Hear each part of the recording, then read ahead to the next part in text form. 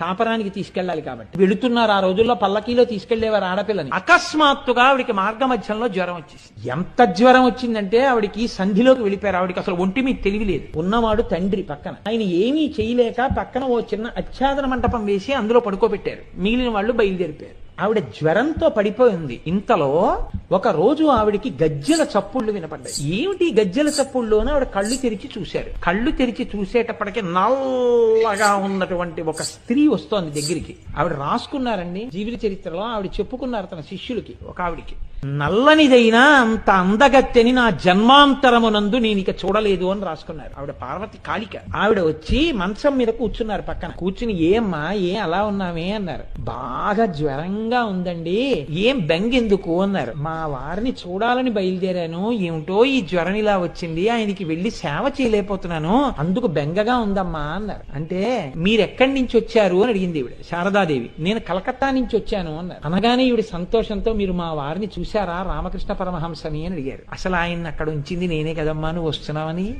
అన్నారు. అని ఆవిడ లలాటమును నిమిరి ఆవిడ యొక్క తల మీద చెయ్యి వేసి ఒళ్ళంతా నిమిరి, నీకు తగ్గిపోతుందిలేమ్మా అని వెళ్ళిపోయింది. అంతే, మరునాటికి జ్వరం తగ్గిపోయింది. ఆవిడ పల్లకి ఎక్కి రామకృష్ణ పరమహంస దగ్గరికి వెళ్ళిపోయారు. ఆవిడికి దర్శనం అయింది అమ్మవారు అనుగ్రహించింది.